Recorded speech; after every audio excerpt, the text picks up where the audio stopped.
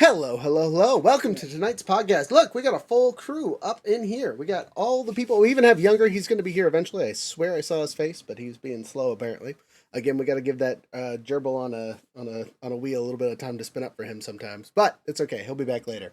So we are joined by a bunch of wonderful people, and we have the anime of topics tonight. The friendship, rivalry, and epic sages or epic adventures. Oh my! We're going to be setting the stage for storytelling success while navigating friendship and rivalry at the gaming table. So, we're going to start as usual, introducing everybody, giving everyone their bit of time so they can tell you where to find them, who they are, all that fun stuff. And I'm just going to go in the order that I see you all. So, starting off with Bernette. Hello, everyone. I am Bernette Sherman, and I am an author of science fiction, fantasy, and some other genres. And I am also a playwright, but my passion project right now is that Shiro life. It's born from my work as an author and putting that together for women to create epic lives with more wellness, joy, and love using principles of the Shiro's journey. And you can find out more about me at thatshirolife.com. Check out my new podcast. It just launched yesterday, That Shiro Life Podcast. And that is on Podbean, YouTube, and again, thatshirolife.com. Love to have you drop by and learn more about how you can create more wellness, joy, and love, especially if you are a midlife woman. Fantastic. All right, Eesha. Hey everyone. So my real life is like a sci-fi movie. I actually investigate UFOs for a living. So I get to travel around the world, working in the spiritual mentoring space, elevating people's consciousness. And I host the podcast called First Contact, where we interview leading guests in ufology and science and all things related to consciousness and extraterrestrial intelligence. Fantastic. AG. Hi everyone. I am mainly a fantasy horror author, but I have set in stone some projects for other genres, namely romance and mystery and suspense. So I kind of explore everything, but primarily fantasy. Next Wednesday, I'll know if for the second time, actually no, it's the second time that I've gotten to the finals for a fantasy series award, and next Wednesday I'll know if I win. So fingers crossed. I was going to say, we got Books that I have up now is my series Spoon and Jack and latest book Black Rose Cocoon. So yeah. And I got a comment on this one. I got to read that book, The Black Rose Cocoon, and I very much enjoy it. So if you guys are looking for a bit grittier, darker, heavier setting for a fantasy slash, I don't know, would you call it fantasy horror? How would you describe your own book? It's kind of a mixed bag because essentially what the way it started was with a question of why is everyone so obsessed with true crime, and how can I kind of for once, it's just like a one-time thing, try to reinvent the genre of crime novels because most crime novels tend to follow a certain pattern, and I was just like, I don't want to follow that pattern. So I flipped it, and instead of making it about the thrill of the chase for the serial killer, and or even the beginnings of how they became serial killer, which is very done and done, I focused more on the discussion of what murder does to society and families, especially families of the victims, because that's to me where the true power in psychology and pain really comes from. If I were to just be like, I'm going to do a body count, is everyone having fun seeing blood? No, that that does nothing to me. It's just gore. I want both gore and a big drive on how people take in diversity of pain. You know, because it's not just about why did you take my child's life, or why did you take my mom's life, or whatever. It's more about, you took this from me, what am I going to do now? So that's really what I focused on. I think you did a great job. I'm going to continue forward, and our last person to introduce is Mr. Rod Jeter. Last but not least, hey, so my name is Rod Jeter.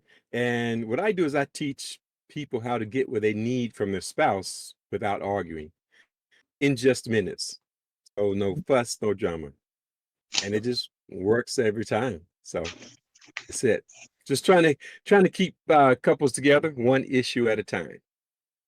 Fantastic. And where can people find you? That's always the important part. But whybeangry.com. If they go there, they can get my book. I don't have 10 books like Miss Bernette there, but I have a book, and they can purchase the game that I teach people to play. And they can also watch a ton of videos of couples actually playing the game. And if they feel like they need my personal touch or my personal help, they can do that also from there. Fantastic. And for all of you guys that probably don't know him, this is Younger. This is my business partner that I talked about in our interviews. He'll be asking questions and causing havoc as per usual with us.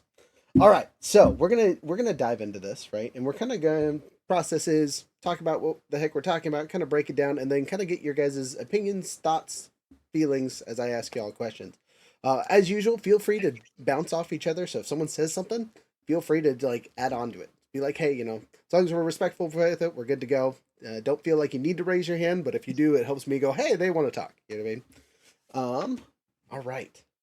So, topic. This is a long one, and again, for those of you that know, the reason why it's so long is we had to make a fusion topic of the ones that won in the poll this week. But the full thing, or at least the setting, is setting up the stage for storytelling success while navigating friendship and rivalry at the gaming table, right? So, what would you guys describe as storytelling success? When you're telling a story, when is it successful? How is it successful? Again, we're gonna start with Bernette. Oh, Don't worry, I'll that's a switch it good up eventually. question. Wahaha. So for me, it's successful when the main character, the protagonist, gets the outcome. There's closure. They get the outcome that they were seeking, even if it's not perfect. Okay. That there's some resolution. Okay. A resolution. Interesting. All right. Eesha? I think I would say, well, I'm taking this from the context of I story tell about my life all Of the course, time yeah. when I'm on stages, From your coaching stuff. and mentoring. So not so much like the authoring space, but from like a stage space. And I Of think course. for me, it's the moment where the audience feels an emotion. Because I think that's the point of connection. Otherwise it's just I think it's unrelatable. So I think there has to be that emotional piece, and now suddenly people are hooked and they want to know more. Okay, I like that. AG, what about you? I always go against the grain when I answer questions naturally, but to me, it's not about resolution or no resolution, or conclusive or inconclusive. It's more about when the reader has been able to forget themselves as they're reading, and also, I know this is hard to really capitalize on for when you captivate an audience, that they no longer see the words. They just see themselves in the story. And when I say see themselves in the story, I don't mean themselves literally. More like just their body. That it's almost like kind of like you're going through a fog and the image becomes clear. And the fog in this sense is the reality around that book or whatever format that you're indulging yourself in a story. And then what comes after that, when they've finished reading the book, is that fog that comes back in, and that's reality coming back in. It's no longer stale or even buzzy when you're trying to figure out where you are in life, and maybe you're a different person by the end of that book that you read, or you're the same person, but you feel a different kind of weight in how your life is going at that point. Nice. It's a good way of... I think a short synopsis of what you just described was feeling a true sense of like being there and immersed into that book. Like you Yeah. feel like you are there, and that you have an internal revelation on something Yeah. in your own life or in regards to the book itself. Yeah, you got it. Nailed it. I was gonna say it's just hallucinating while looking at dead trees. You know, that's when you hit that point, you're good to go. So, uh, Rod, what about you? What is a successful story in your head? When is a story a success? Well, for me, like Bernadette, I'm looking for a solution. My whole purpose is to help these two people come to an agreement on their own, just by using the process that I use. And so I like it when I'm telling a story. I'm always telling a story and trying to say why, like this couple had this issue and they were able to come to a resolution. So my story is all always about resolution, unbelievable issues being resolved, you know, in just minutes, and that's my story, a bunch of them. Gotcha. So what I'm hearing from everyone here is the important parts of the story is high tier integration, right? Actual buy-in to the story, and coming to a conflict resolution, preferably positive. But you know, we all know that not all stories are happy endings, right? So some of them are not so great, Mhm. and you know that makes the opportunity for more. One of my favorite phrases that is a personal motto is, "Everything will be okay at the end," because if it's not okay, it's not the end, right? Um, Mhm. uh, Carrying that Good, good. that in mind with your storytelling and whatnot, how do you guys get to your personal level of success? So how do you get to the what do you personally do in your space to set up those success stories? So we're going to start with Rod this time and go backwards.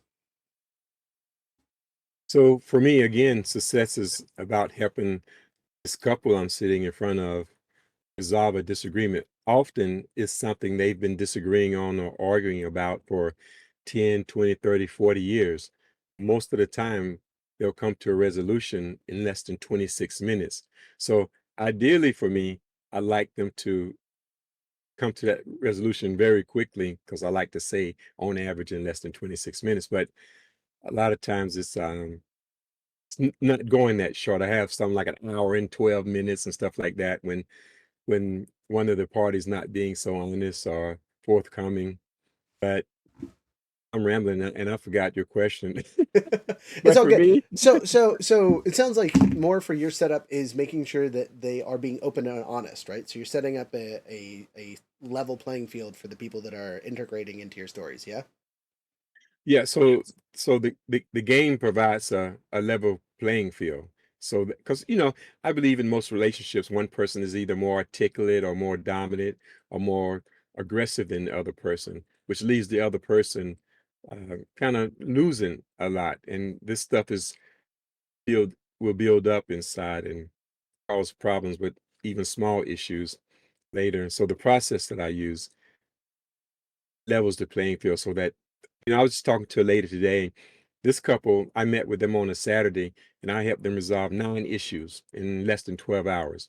That included them taking me to lunch and driving me around, showing me results of some hurricane in Iona that came through a year or two ago. But I was telling her today that because after they had resolved the fourth issue, she was like, I don't understand. I'm not saying anything now that I haven't said 100 times before.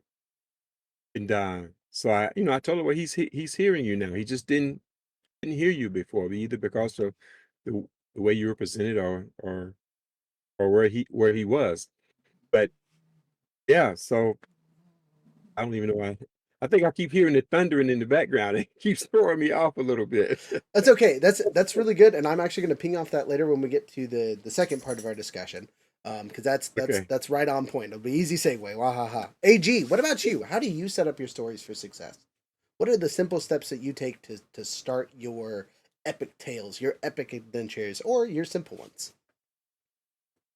I go by my I guess my modified writing process, which really starts not just with a question but also an image that feels inconclusive in my head, and I want to know what the questions are and the answers to those questions, and therefore creating plot points for what I want to do. And they're very vague. They're not really in place.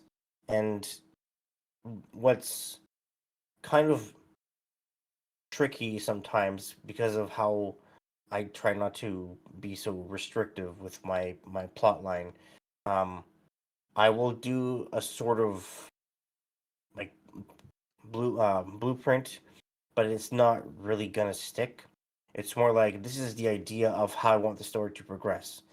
And if when I start it doesn't really follow what I originally planned, it's not because it's garbage. It's more like the overall goal and message that I found through the first draft became a bit more grounded and necessary. That's the most important word for me is what is necessary for this story. Because if what's in the blueprint is either too vague or just fluffy, then I don't want to bother with it.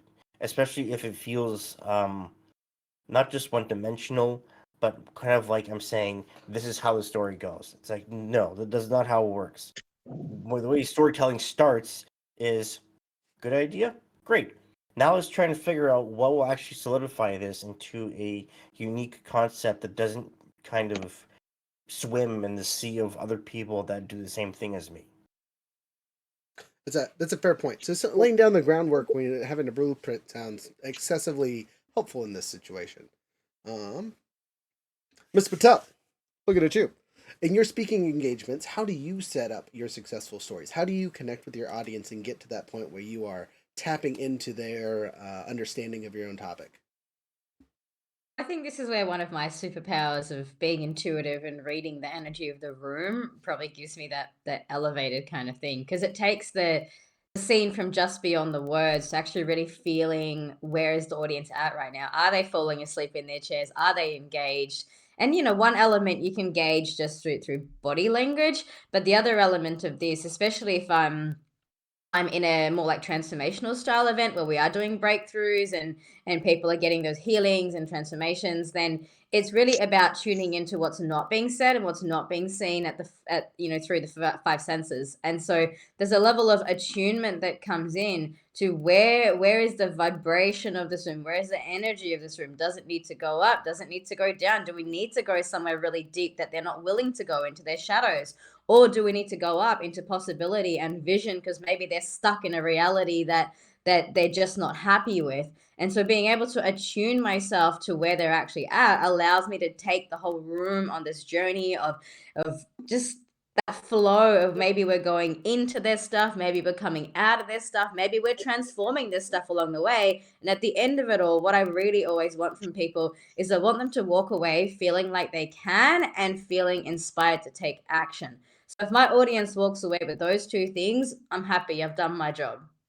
Fantastic. Okay, so what to kind of to hit that again, it sounds like you're really into the making sure that your audience is adjusting as you move along, right? So the people that are enjoying your story are being adjusted to as you tell it, as you are making it the most appropriate for them and where they're at.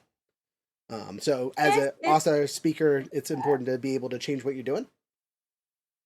yeah, there's definitely that adaptability. I think it's also the ability to actually just own leadership of the room because Okay. the audience is looking to you. So I do take feedback from them, but I'm also guiding where they're going to go. I know if I'm going to take them down into their dark shadows and say, right, we're going to call you out on the bullshit, or it's let's really get to that high level vision that maybe you haven't seen before. Maybe you've been afraid to embrace that, and going into, well, where is that fear? What is that thing that's going to tip this room from I'm stuck, I'm bored, I don't like my life, everything is falling apart, I'm not abundant, to okay, maybe you can change that. And maybe that starts with really looking at the possibility that what if you could live this alternate reality? What if you could have this life where you become the hero of your own story instead of letting life just carry you along? So it's allowing people to really step up into that while also holding space for what's not that or what's not the true them, so they can also dissolve that at the same time. And every step along the way, I'm tuning into where they're at and then also leading them to that next stage of their journey as well. Gotcha. Okay, that makes a lot of sense. We're going to push forward because otherwise we're going to stuck here. But I am going to come back to that because that's going to feed in really well to the rivalry part of things, I believe. Bernette, Miss Sherman, what about you? How do you set up your success stories? Well, I like to think of it when you're thinking about a hero or shiro, in my case, you put them at the center of their own story. They are, so you start with them. And so one of my taglines is be the author and shiro of your epic life. So you are the one in that driver's seat. I'm the guide on every shiro's journey. They meet a guide, and I serve in that role. They still have to travel the road. So I set it up as understanding what's the call to action that they said yes to. You know, what is it that they want to do? I know for me, I said I need to be healthier. I need to take care of myself, my body. And so in my own story, I went through my own journey of wellness and healing to be where I am now, and then to be able to guide others on a similar journey. And it's really setting them up for success means being where they are, starting wherever they are, Gotcha. So having and leading them. gotcha. So having like a super clear understanding of the character's motivations, or in this case, the person's motivation, is Mhm. a easier way to start your success, right? Because there's always detours along the way. People fall down, people get up, right? But Yes. starting knowing what they want, or at least having a concept of it, seems to be important and strategic, to say the least. Younger, jumping over to you. When you're storytelling in your games, how do you successfully get to your success point? We kind of skipped over you Okay. and yours, but we'll No, figure no. that out So here. this is awesome, and I'm so glad that it went in this order because everything literally builds up on each other like a ladder. It is ridiculous that you all like kind of formed a like in reverse order of what my thought process is, and part of a success story, especially for us, we're game masters, you know, hosts and such for other people. So it's to make the players feel as if their characters are indeed that hero. You know, they are the main characters. They have to be they have to be invested in their characters, and those characters have to have their own independent motivators, you know, to help create and further along that story. And like was mentioned, an audience is looking to the dungeon master or the game master or the story writer, you know, as a point for that story. Like you are setting the stage, you know, of the scene for the characters to interact in that world, or like read and understand the world that you've written for them. And as a dungeon master, at least in my point of view, like we have to have that blueprint that hits. We have to set up a blueprint essentially of like, hey, like the story, the generalized story is like, okay, well, we're gonna defeat the demon lord or whatever, you know, and then you have those minor plot points that you're like, well, I want them to hit on this, you know, like, oh, maybe they'll travel to this place to solve this portion of the quest to get an item that they need to further their motivation, so on and so forth. But you also have to be flexible with that. And so, at least in our games, like the players can have interactions that change the outcome of the world based on roles and such. And much like you guys writing, you might come to your own realization as the story is progressing. You know, in our case, it's our characters' interactions. But in your case, it might just be as you're writing the story, you're like, it would make more sense or it's more fitting for us to adjust that and move on. And so, I think overall having individuals invested and into the character and into the story and yearning for, okay, well, what's that next step of the adventure or what's the next chapter of the book is the legs of success. Gotcha. So Younger says I pick all the answers and throw it at one, and I like that. That's because I'm the same way. I 100% agree with that. So we're gonna move on to our next half of the equation here, right? Which is dealing with the rivalry and friendships and all the interpersonal workings at the table, right? So for us in our stuff, right, it is very much you play with your friends, you play with your wife, you play with your kids, you play with random neighbors across the street, right? Whoever is at your table can be very varied. It can be the same dudes you've been playing with for 30 years, or it could be new people every single week, right? It just depends on the table and how you're set up. But a lot of the times we do have people that are consistent, right? We do have my wife plays with me, or my brother-in-law plays with me, right? So you get to have those internal friendships, uh, as you are setting up the story, right? That are outside of the actual game, right? So your characters might have no idea who each other are, but you know your wife, right? You know who she is, you know how they interact, all that fun stuff. You've seen her play 27 other characters, so you have an idea of what number 28 it might be, right? So to get to my point here, sorry. In your guys' line of work, how do you guys deal with the interpersonal role, the intertwined interpersonal talking points with your audience, right? And I'm gonna jump the order up just a bit here. So we're gonna start with Miss Patel. How do you deal with your like multiple couples like that are at the conferences and things together? Is there anything special that you do with them? When you say multiple couples, like Like if there's more than one person at the event that are married, like if you have 3 sets of married people that just happen to be there, kind of thing. But oh, I well, I think couples in general require a delicate level of intervention, yeah. So especially if you're let's focus on just yeah couples in general. That'll make life easy. couples in general. Um, I don't know. I treat them just like everyone else, really. I mean, I see everybody as an individual. So even if they are in a couple, I mean, it does bring a different dynamic to the room, and it is something that I'm aware of. But also, I think there's always something to be said for keeping the individuality in each person as well. I think when you just lump them together as one entity, think sometimes you kind of lose the individuality amongst that. So again, if we're taking it from the context of characters, like you got a character in a story who's in a couple, they're still going to have their individual traits and their individual experiences. So dealing with that from a more group scale level, I'm actually, if anything, I'm mindful to not unify them too much so that they can still be their individual selves in the context of the couple and in the context of the room. Okay, so to tag on something you said earlier, how do you get past the dealing with their bullshit, right? Because generally, when couples have we'll say, ununited or united front, they might interfere with how you're trying to teach or uh, how you do your thing. How do you disrupt any of that kind of issues that might pop up? It really depends on where they're at. In some instances, the person is.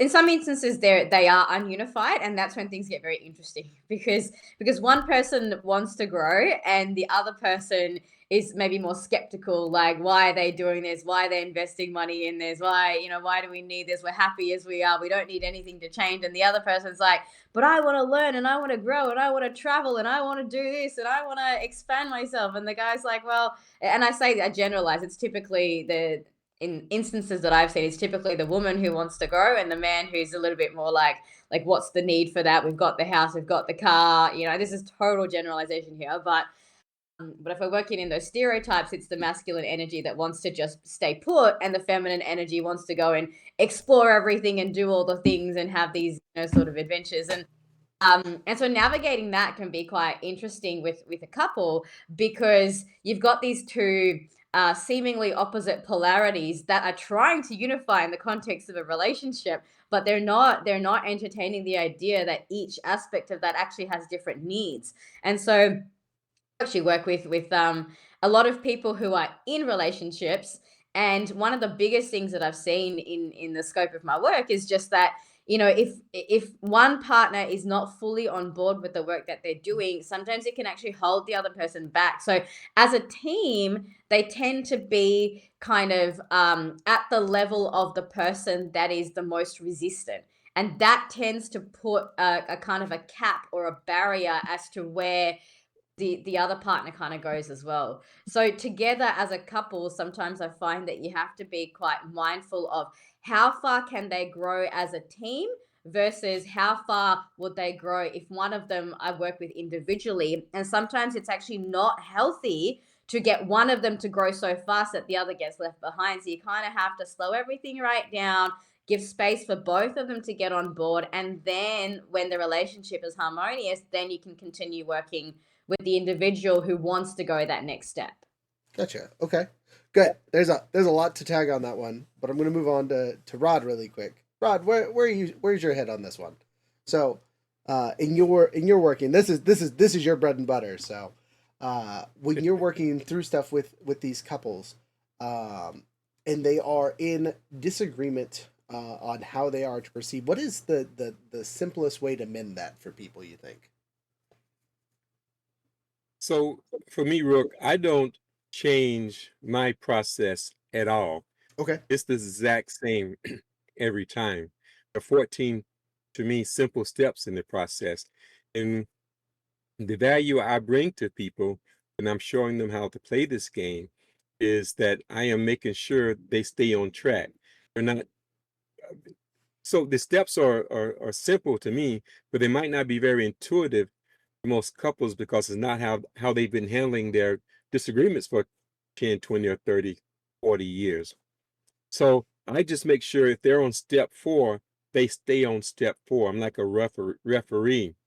And the other second biggest thing that I have to do is I have to make sure the players are staying focused. One of the reasons why this process works so well is because it causes the couple to focus on one issue. They have to start off by agreeing to focus on one issue. Should we buy a car? Should she initiate sex more often? Should we spank the kids? Whatever it is that's, got them at each other, they have to agree to focus on that. After they agree to focus on that one issue, I help them break the issue down into different details to support their position on the issue. And we break the issue down to a yes or no question. That's why you hear me say should she a lot or should he, because I want it to be a yes or no question that they're going to resolve. So all I'm going to do is I'm going to help them stay focused on the issue or the detail that they're talking about right now and stay on track with the game. I never have a dog in the fight, Rook. I never have a dog in the fight. I'm just a referee. I don't care who wins the game. But this is the kind of game where you can't win by yourself. The relationship has to win or you both lose. So I just make sure they follow the rules. And as they're following the rules, they're talking to each other and they end up working it out. It's just amazing. I just think I was blessed with it because I don't think I could have come up with anything like this that works so well. But they just stay focused and communicate without attacking or defending. You'll be amazed. It was like now the couple who had the longest problem was my parents, and they had an issue that lasted 57 years. I heard it growing up all my life, and so I sat down with them to play the game, and they resolved it. And I asked my mom, "Why do you think after so many years you were able to resolve this in just a few minutes?" That's the question I always ask the couples. And my mom said, "Well, we talked about it." I said, "Well, haven't you talked about it before?" It was 8 months later, Rook, that I realized that of all the people I had recorded, nobody ever writes an exclamation mark on their cards, or nobody ever writes profanity on their cards. So there's no yelling or no cursing when they sit down to play the game. So nobody has to defend themselves because nobody's attacking. It takes all the negative emotions out of the conversation and the discussion, and they're able to resolve it and come to an agreement. Okay. They're able to hear Nice. each other. Okay. That's a powerful tool even at the gaming table. You know what I mean? Because we get heated every once in a while with our significant others or just our friends. Being younger, argue literally all the time. Um, but yeah, having the inability to actually yell or you know what I mean, having a space where it isn't going to be a powder keg environment, as they say, is probably a super Right. helpful tool. That's fantastic. Ms. Sherman, You're jumping up to you. Yes. All right. So when you're dealing with couples in your Shiro journey, right? Because you know some Shiro's got a partner.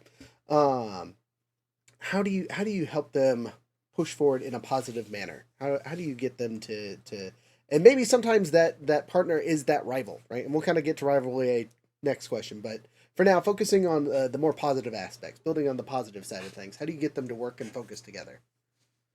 So I'm actually gonna switch it up a little bit, and I'm Okay. gonna say, imagine they're just friends. Okay. Because a lot of times I only work with women, so a lot of times they're coming in with the goal of getting healthier for themselves, and it's just them. They may have a friend. I have a group of women, and the idea is that you meet every single person, or I meet every single person where they are, and there's nothing wrong. There's no blame, there's no shame about where a person is. And as an empath, as an intuitive, I'll experience what they're experiencing, but with a barrier, to understand why they are where they are, and to help them push back on some of the resistance that they have to perhaps changing, because change is hard. Um, and so if they have a friend who can help them, who can support them in it, it is very helpful. That's why a lot of people who do wellness and fitness, they find a buddy. If they do have a partner, so I'll turn to the couple issue. If they do have a partner who is supportive at home, it will make it a lot easier, because you're at home. Sorry, my dog has decided to start barking. It's all Um, good. all right, Athena, please. It's she wants to be part of the conversation, but if you have a supportive partner, it's a lot easier, because your environment that you're in, mentally, physically, spiritually, all of that makes a difference in your success. And that Okay. includes people. Gotcha. Fantastic. All right, AG, what about you? How do you, when you're writing your stories and trying to make a friendship foster, fester, whatever you want. I'm going to use the word fester like it's some kind of plague, but in a positive sense. Manifest. That's a better word than fester. Manifest. When a friendship manifests in your stories, how do you make that feel real? I mean, it's about whether or not they would feed off of each other's differences, and would it be as strong if they had more similarities? So it's a matter of what diversity of dynamics do I want to include, because it's not about creating friendship. It's about creating not just diversity, but diversity in how people connect and disconnect. Because you can have two friends and then something happens where after years of being solid, someone grows up before the other one does and then decides to leave. And it's not for a lack of effort to keep the relationship going. It's more they went through something that the other person was supportive of or not supportive of. So it works even in fantasy, because you can have two people, especially close friends or a couple, and they will react to danger differently, and and see their own fears very strongly, but strongly doesn't mean that they see it in the same light, and they have to ask themselves, who am I when this is over? And who do I want to be in the next chapter of my life? And will this person that I've known for many years want to come with me? Or do they want to live their own life and go in the other direction? I really rely on my friendships that have come and gone. Where, like last summer, I met up with a friend I hadn't seen in 15 years, and I thought that the friendship had rekindled, but then out of nowhere they were just too busy to spend time with me. And I told him that I was worried about meeting him because I've been through that too many times of someone being excited to see me after so long and then going, well, I don't have time anymore. So it even if you have solid relationships in your life, whether it's platonic or romantic, um, you still don't know the course of their timeline, and it plays into to games too, because if you decide that two soldiers, regardless of whatever type of character that they are, one will either be heroic or a coward, and it's really a matter of someone, a human or a creature, of their own validity, and integrity. They might not have any integrity. They might just be like, I don't want to play anymore. I want to die. So Yeah, so it's funny it's you mentioned that because that does happen, especially when kind of touching on some other points that people have brought up. When groups don't meet each other at the lowest point, it can be very stressful for that person that is falling behind, right? They can be left in the dust. They don't understand what's going on. And some of that might be their own fault. They might be on their phone the entire time. Da, da, da, da, da. Oh, what'd you say? Oh, you know what I mean? In a turn based order, if you are not paying attention and something happens and you miss it, and then it's like, we got to wait 10 minutes for you to do something, everyone at the table is going to be a little annoyed at you, right? And that builds up and is not very positive, right? But those as us as DMs or storytellers try to rekindle or refocus that person to catch up with everyone or make sure that everyone else isn't just steam piling past them. Simple solution to this that we use at our tables 99% of the time is keeping everyone at the same level, right? And it's a D&D mechanic or just a TTRPG mechanic as you level up as you get stronger, so on and so forth. And making sure everyone has an equal place, right? Make sure that no one feels like, oh, I didn't get 17 kills last time, so I didn't get to level up, so I'm the biggest loser this week or whatever, right? And being able to have someone that is supportive, right, is super critical to introducing new players, right? We're going back to friends, wives, whoever. You talked about how the masculine energy is usually the one that likes to stay put and not change and not do anything. It's really funny because in our space, it is generally the opposite, right? If a wife is kind enough to tag along, they're usually very resistant to storytelling and adventuring, and they don't really care until they care, right? And one thing that I've noticed is very much if their significant other is sitting with them and walking through it and giving them the attention they need, especially early on until they are fully invested, like we've talked about before, there is a much more positive outcome, right? And it can be anyone at the table. It doesn't necessarily have to be their partner. If someone is there watching them and helping them do something, and this applies to new players too, and helps them through those first session or two and make sure that they're paying attention and are engaged and they're getting the inside jokes or whatever's going on, right? There's going to be success for that friendship, right? We'll use that term. Younger, you got anything to kind of tack onto that one? You look like you're writing notes over here. Yeah, I have been. I've been tacking on a couple little things when I have epiphanies.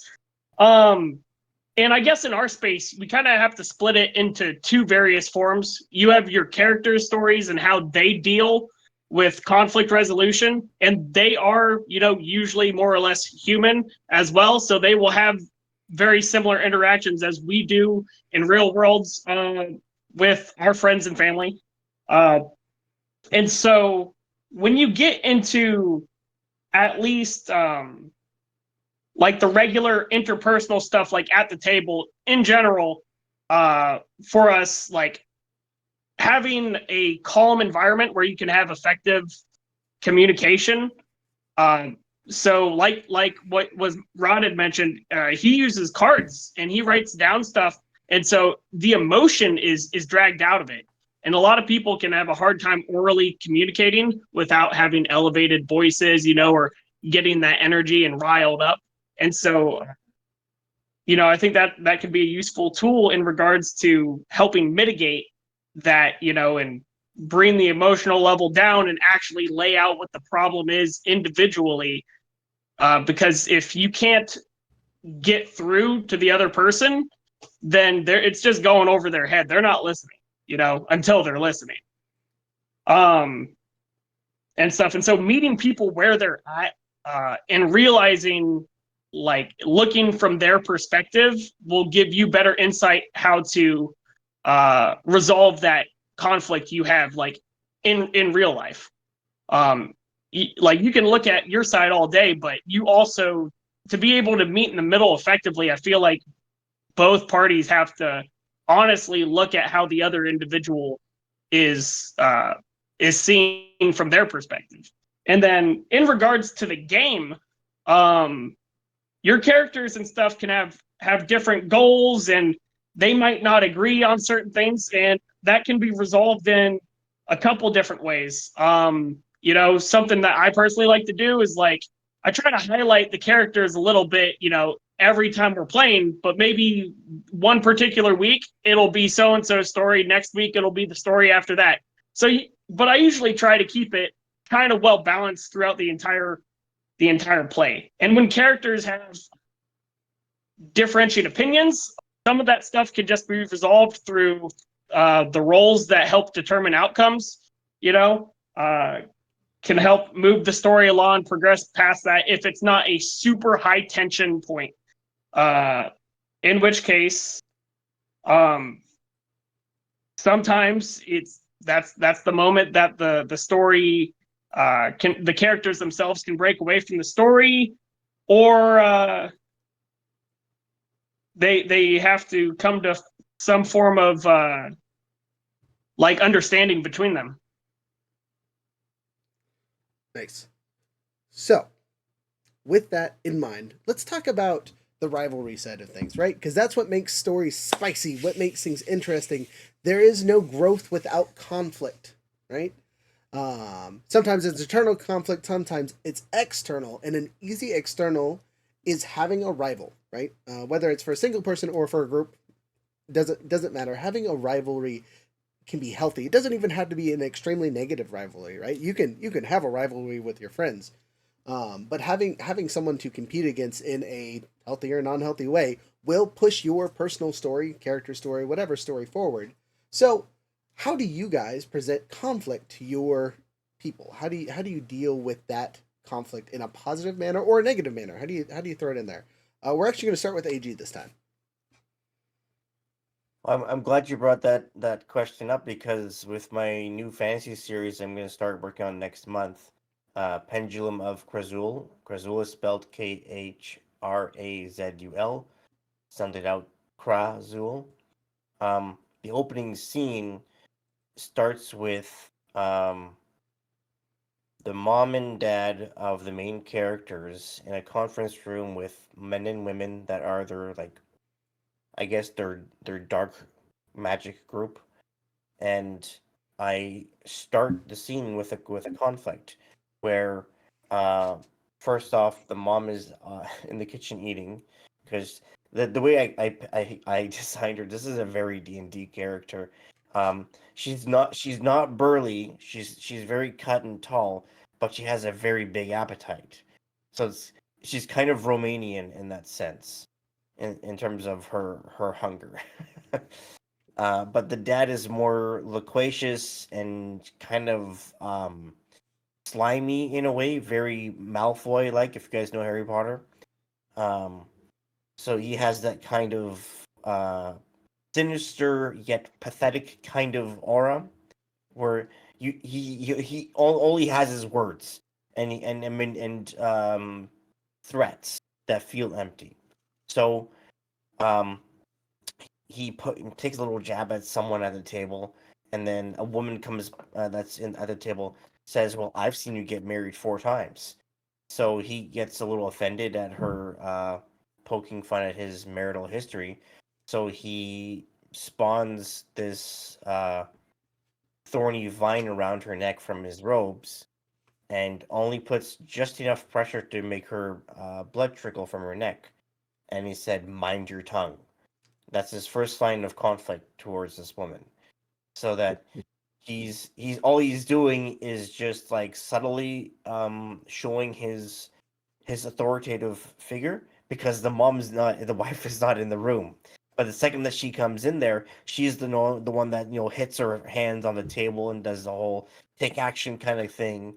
And that's her way of dealing with confrontation, where he's more like, no, no, I'm gonna be a fancy bitch kind of thing, where he he feels the need to kind of have this weird, like, suaveness to himself, where he has to say what he wants to say that could take 30 seconds, but he'll do this huge show about it because he thinks that makes him sound more powerful by, doing the dazzling of menace towards his whatever victim, I guess. So, yeah. Gotcha. Okay, so sometimes conflict can just be an illusion almost, right? An illusion of power to push things forward. Okay, I like that. Bernette, how about you? How do you deal with the rivalry that your Shiros have to go against, in a positive or negative way? You are muted, by the way, so we cannot hear you. And the dog has stopped barking, thankfully. So, I think for the work that I do, the initial rivalry is often an internal one. It's our current selves challenging or going up against our future selves, that next version of ourselves. And there's a lot of tension because that future self exists. She's real, she's out there, she's in the process of being manifested, but she hasn't come like fully into this physical form yet. But the physical self that we are is like, I'm not sure I want to bring her in. I'm not sure I want to work that hard. And that's where that tension and rivalry comes in. And so it's reminding people of what they said yes to, of their big reasons why. Why are you in the game? What's your epic journey? What's your adventure going to lead to? What's the outcome that you're going to seek? Yes, in every story they go through a lot of challenges. They have to fight, they have to do something physical, they have to do something mental, they have to do something spiritual. Typically in every hero or hero's journey, they got to go through all of that. And we are no different. And that's part of that rivalry is saying, okay, I'm not against that future self. I just don't understand it yet. I don't see the full connection yet. I'm not connected yet to it. There's something that's separating them that's truly just an illusion. And if we want it, we can combine those two and let our current selves be absolved within that future and next self. And when you're sitting around the table playing anything, your goal is to get to that resolution, to get to the end, is to have fun as part of it. You're in a game, right? This life is a game. You're supposed to have fun along the way and make it all connect and not have to fight ourselves to get there. And just reminding them that, hey, that next level is okay. Making it to that next level is scary sometimes. It's hard. It can be hard as heck. Like I could never get past Mario Brothers. I'm still stuck in those old age. I'm still stuck there. And my brother always kicked my butt in Monopoly. It just was. But I would try to buy Baltic Avenue at least. You have to know what you're playing and still continue to play, still have fun and not be afraid of going to that next level. Okay, gotcha. So a lot of the internal rivalry can be a powerful motivator across the board to continuously motivate you, even if you don't have a physical adversary stepping in front of you trying to stop you. I like that. Rod, what about you? When you're dealing with rivalry in your realm, what is how do you deal with it? Do you encourage it? Is there a time to encourage it for you, or is it just something that you cut off immediately? I cut it off immediately, Rook.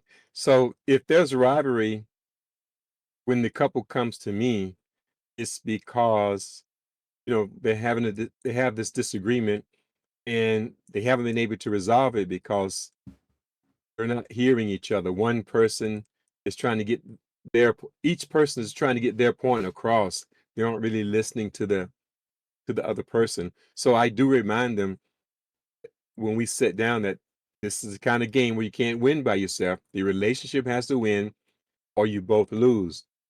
And what this does, it lets her know that he's not the problem, or let him know that she's not the problem. The issue's the problem, and they're going to work together to resolve the problem.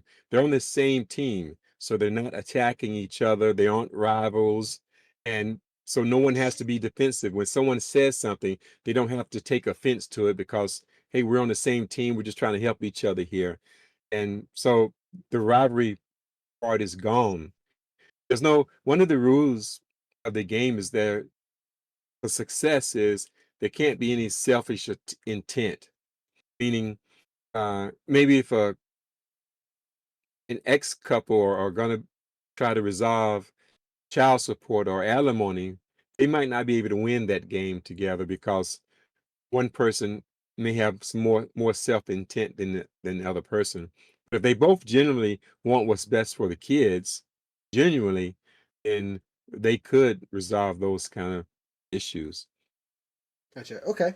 So cutting off the rivalry to push things forward to get to those success points. I think again, especially when you're working at the table and making sure that you all your players and characters and all that fun stuff know, hey, we're on the same team. We're all trying to beat the demon lord. Gosh dang it! I think is a powerful motivator, especially when you're playing and tensions are heated to say the least. Miss Patel, last but not least on this question. I think there's been some really valuable input already from everyone, and I think adding to that, one of the things that I work with is looking at that next level of where is the root cause of that conflict. And because I typically work just with one out of the couple or one of the people will come to me, I generally don't work with both of them, so I don't get the opportunity to sit down and have those joint discussions. But if I'm working with one of them, I can say to them, well, if you're seeing that conflict in your external reality, obviously there's enough tools, there's a plethora of different things that you can do to resolve that. You can have conversations and communication, but let's now look at, well, where does that generate from? And 9 times out of 10, I guarantee there will be an internal conflict that is just playing out in the external reality.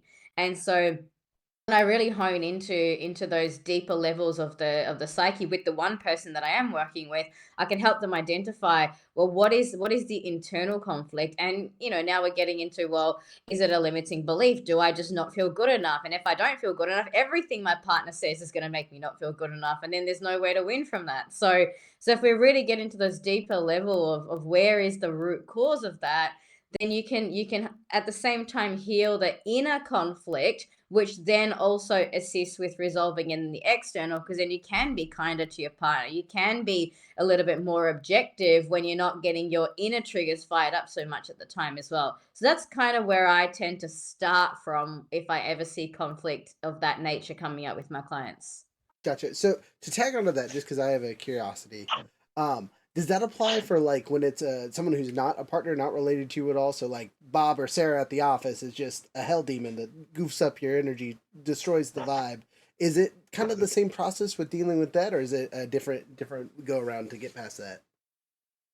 I think as a general rule of thumb, I mean, we learn everything that we know basically in the first 7 years of life. That determines our programming for everything moving forward. It's quite kind of crazy to think that, like, if we're going to be on this planet for say average 80 to 90 years, well, every program that you play out day after day after day after day was built in those first 7 years. So whatever you had in your environment as a child, in your early schooling with your teachers, your siblings, you picked up phrases or ways of being about how the world works. And if those ways are positive, like for example, if you as a child learned that the whole universe is working towards me and everything's always going to work out my way, then great, that's going to be your experience. But if you got taught maybe through overhearing things that your parents said, or things that your teachers said, or from experiences you had in school or at home, then you might go, there's not enough resources. Like if you're fighting with a sibling over a toy, you might learn from that interaction that there's limited resources and I have to fight to get what I want in life. And then that becomes your pattern for how many ever decades, until you look at that and go, oh, as a child, I learned that because it served me in that moment and I learned something about the world. But that doesn't need to be my primary program for everything. So you can then step back, look at that and go, okay, I picked that up when I was like 6 years old. It came from that one incident, probably applied to that one incident. Maybe I can transform that now, resolve that internal conflict, and realize that actually the world isn't such a lack place, and maybe I can have more abundance. Maybe I can have a better way of living simply by shifting and recognizing and having a greater awareness of those internal beliefs that we picked up. Gotcha. Yeah, that's a heck of a statement to go through, because if seriously, Mhm. 10 seconds of internal thought, and I'm guarantee all of us can pick something out that we've been thinking about forever. So not to cut this short, but we're about at the hour point, like seconds before the hour point. So we're gonna do our final thoughts and kind of do our wrap up for you guys. And I'm just gonna go straight in order, and we're gonna do 2 rounds of it. Make it easy peasy. Sorry, Younger, you don't get to talk yet. Wahaha. Uh, you can have the last thought. I'll give you that one. So, Ms. Sherman, starting with you, final thoughts on the subject matter in general, and then I'll come back. Okay, final thoughts on the subject matter in general. hearing what everyone has said, I think it's pretty powerful that basically everyone has this internal storyline that they have going on, and then there's also this external storyline because we're placed into a world. So we're all characters, actors in this game of life and in this world that we are co-creating, but we have our own motivations. And I would love if people take this from this, that you are a co-creator in the world, but you are the author of your own story. So you have a story within this greater world, and own it. Like own it. And so like I do personal training and nutrition work and wellness and mindset. It's a very personal journey. Like nobody else can work out for me. Nobody else can eat my food for me. Dick. Nobody else can change my mind for me. Like you have to own it. And that's, you know, for me, for the work I do, I cannot shove it off on anybody else. Gotcha. Okay. So own your story. Own your story. That's a powerful line. I like that. All right, Ms. Patel, how about you? What's your final thoughts on this? I think along a similar chain of thought, it's be the hero, really take charge of your own life, because at the end of the day, life is gonna present to you all these different scenarios, and you can just go through life with blinkers on. You can shut your eyes and let things happen to you, or you can become conscious and awake and elevate your consciousness, and then really come from that higher perspective and make conscious choices about your life, like Bernadette said, with the co-creation, you are a co-creator of your reality. So what do you choose? I think life is I don't want to say life is short. I think life is very long in terms of you get to choose a lot of different things that you have, and there's a lot of opportunities available, but it's up to you to take them. It's up to you to really embrace that and say, yes, I am going to make the most of this life. I am going to become the person. I am going to play with this reality. At the end of it all, we all have the same ending. We really do. We all have the same ending. Doesn't matter who you are, doesn't matter what you do, doesn't matter you're Steve Jobs, Elon Musk, or somebody nobody's heard of. We all have the same ending. So what are you going to do between now and then? Become the hero of your own story, and suddenly you get to choose and you get to live a magical reality, a fun reality, something that you actually get to enjoy being a part of. Fantastic. I like that sentiment. AG, looking at you. Final thoughts. Well, I'll start with what Jim Carrey once said, in which he said that we all play different characters of ourselves. The name we're given at birth is not us; it's an idea our parents had for us. So when he's being Jim Carrey, he's playing a character playing Jim Carrey. And when he goes to parties, he plays a different person. When he sees his friends, he plays a different person. When he sees his close friends, he plays a different person. So really, the masks that we wear without whether we are aware of them or not is how we integrate different parts of ourselves into our storytelling. And even for you, Rod, when you're working with different couples, you're really absorbing that couple's energy and their own personas and approach to love and anger and all these emotions that come into play. So you really have to kind of hone in on how to pivot to help them win this game as a couple, right? So same applies for D&D. How do you get your cast of players to really work together? Or are they gonna kill each other if something goes awry, right? Because I know that happens. I know someone's gonna be like, "No, I want to do it this way. No, I'm gonna throw a fireball, not you." So, Funny story, you know, not to interrupt, but we 100% have someone got murdered on screen this week in our display game. Just other character walked up and blew their brains out, kind of thing. It was crazy. Out of nowhere. I didn't see it coming. Hilarious. Um, I know, out of context, that doesn't sound hilarious, but in the game, great. There was Anyways, content. there was context. Yeah, right. Important part of it being hilarious. There was context. the other thing I wanted to say to kind of round out my answer, because we're talking a lot about friendships. Boone and Jacques started off that way as two 10-year-olds that were already best friends. But like I said, as they got older, they had their own path that they wanted to go on, even though they were pretty much together the whole time.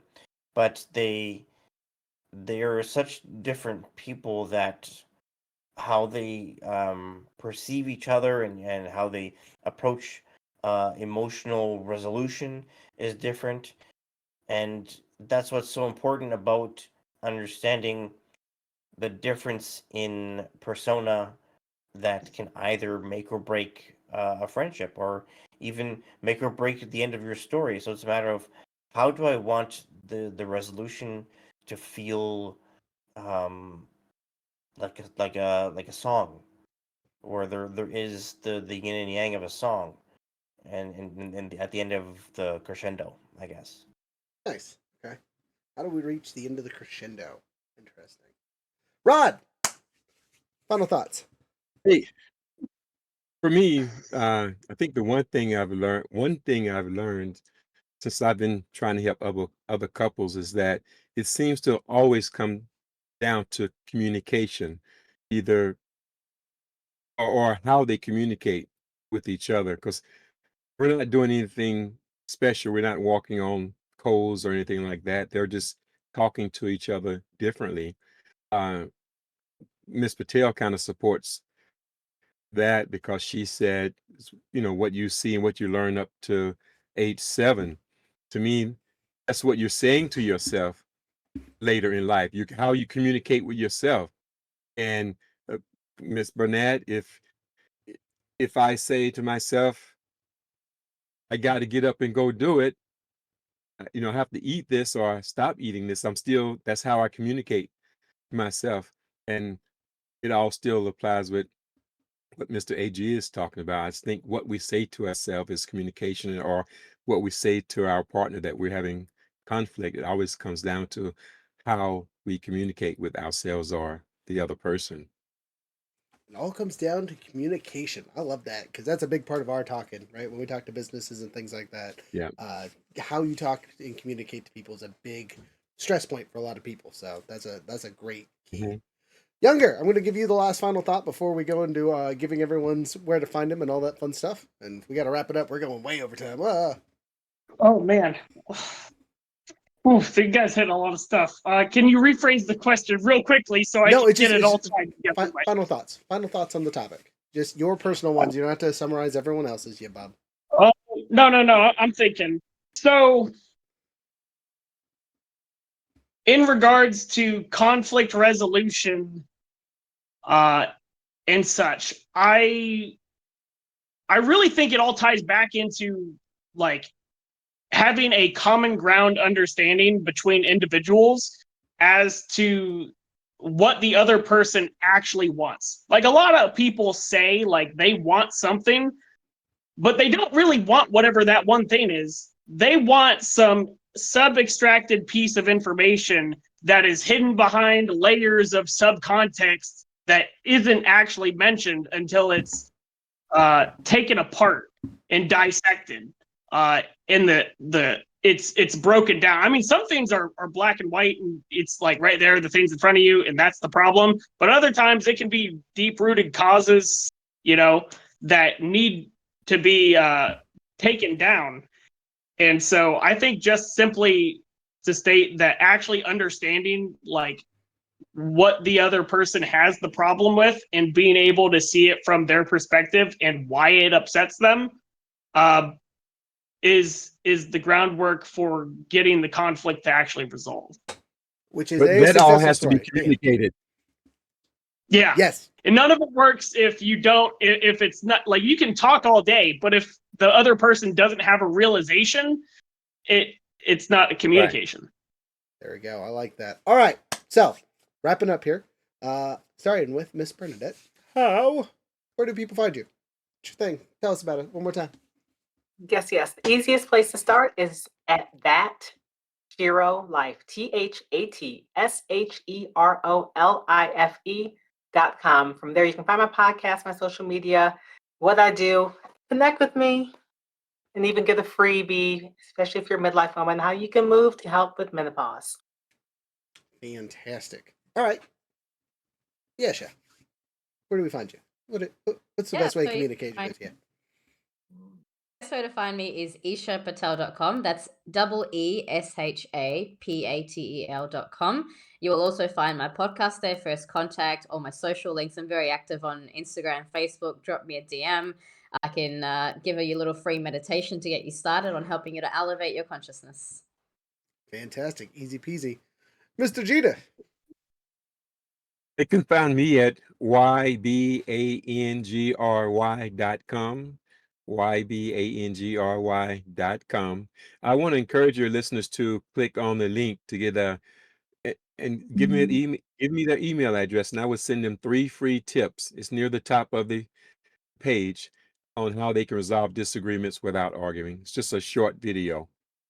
Fantastic. Easy peasy. And last but not least, our returning guest. Thank you so much for making your second appearance on our show. AG. All right, I don't have a website yet, but I will build one soon. One of these days. But for now, social media is same handle for everything, A.G Flitcher, for Facebook, Twitter, TikTok, Instagram, and YouTube. I do have a podcast, but I did kind of stop for a bit because I'm focusing on other things. But if you're interested in seeing the 8 episodes that I have up so far, it's called Life as Stories with A.G Flitcher, exclusively on Spotify. You can get all my books on Amazon, meaning my series, Boone and Jack, all 5 books, and Black Rose Cocoon, just as a visual reference there. Okay. Oh, and Miss Patel, just so you know, I have my first extraterrestrial and paranormal interview that will be up on Monday. If you want Oh, to amazing. look at I that. love that. And it's set in Germany, actually. Yeah, cool. Yeah, I'd love to hear about that. Nice. Okay, our stuff for the last minute. We have an event just before Mother's Day coming up here in Fairbanks. So check us out at the Shoppers Forum Mall on the 3rd and 4th of next month. Other than that, we're pretty easy peasy. Check out our stuff next week. We got Avatar and more adventuring in Jake. We're kind of wrapping up our D&D stories. Also, keep an eye out for us being on other people's Twitch channels in the near future. We're popping over to our friends over at Ultralight and possibly running a game. We're still working out the kinks on that one. Let's see what else. You can remind us. Oh, the code. So 10% off the website is still YouFool907. YouFool907, all caps because it's still April. And yeah, that's it. That's all of our fun stuff. Check all the stuff. Subscribe if you listen to the whole thing. Subscribe, gosh dang it. Check everyone else out here. Their links and all that fun stuff will be in the description. As per the usual. Thank you guys so much for being here, and we'll see you on the flip side. Guests, don't leave. We got to talk to you afterwards. Thank you. Thank you. Thank you so much. All righty. Bye.